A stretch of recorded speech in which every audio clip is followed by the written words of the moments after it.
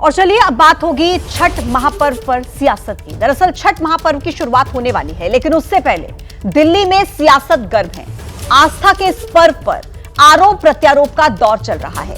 एक तरफ यमुना मैली है तो दूसरी तरफ घाटों की सफाई को लेकर घमासान मचा हुआ है। दिल्ली में आम आदमी पार्टी की सरकार और बीजेपी छठ पर्व को लेकर आमने सामने है और सवाल यही खड़ा हो रहा है कि आस्था के पर्व पर आखिर सियासत क्यों हो रही है और मैली यमुना में आखिर छठ कैसे मनाएंगे। ये दो तस्वीर आप इस वक्त अपने टीवी स्क्रीन पर देख रहे हैं और इसी के साथ आपको यह भी बता दें कि लगातार इस पूरे मसले को लेकर राजनीति हो रही है। छठ पर्व को लेकर राजनीति गर्म है। दिल्ली में छठ पूजा पर आम आदमी पार्टी और बीजेपी आमने सामने है। संजय सिंह ने बीजेपी पर निशाना साधा है। बीजेपी ने छठी मैया की पूजा को रोका। ये आरोप संजय सिंह की तरफ से लगाए जा रहे हैं। छठी मैया के भक्त बीजेपी को इसका जवाब देंगे।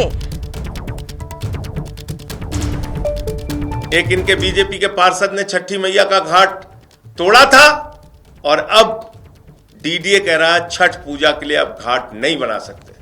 ये तो खुलेआम देख लीजिए वो जमीन किसकी है, डीडीए की है।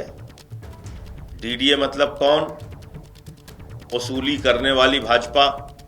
यूपी, बिहार, उत्तर भारतीयों, पूर्वांचलियों के लिए सबसे बड़ा त्योहार होता है छठ का पर्व। आप वो पूजा करने से रोक रहे हैं। और मैं इसीलिए कहता हूं कि भाजपा ही अपनी मानसिकता से पूर्वांचलियों के खिलाफ है। अब बीजेपी शासित डीडीए है, वो वहां पे छठी मैया का घाट नहीं बनने दे रहा है।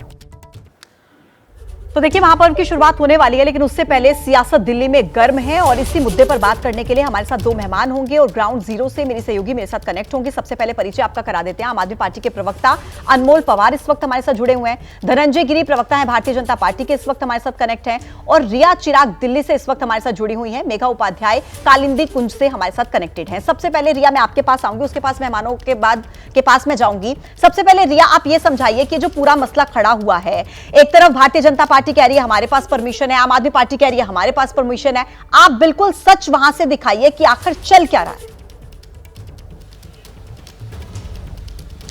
देखिए बिल्कुल यहाँ पर कल शाम से ही जो सियासी घमासान है वो जारी था। ये आप तस्वीरों में देख पाएंगे, अभी भी पुलिस बल आपको नजर आएगा। ये सतपुला ग्राउंड है और यहाँ पर एक और ध्यान देने वाली बात, आपको बाहर ही आम आदमी पार्टी के जो काउंसलर हैं कृष्ण जाखड़, वो बैठे हुए नजर आएंगे। अब ये पूरा मामला क्या है जिस पर आम आदमी पार्टी और बीजेपी आमने सामने हैं, वो आपको समझाने की कोशिश करते हैं। देखिए ये जो ग्राउंड है, इस ग्राउंड पर पिछले कुछ सालों से दो घाट बनते हुए आ रहे हैं, जिसमें से एक घाट जन सेवा समिति बनाती है और एक घाट छठ पूजा समिति बनाती है। तो कल ये पूरा मामला ये हुआ कि आम आदमी पार्टी की तरफ से सौरभ भारद्वाज यहाँ पर मौजूद थे और बीजेपी की तरफ से शिखा राय यहाँ पर मौजूद थी।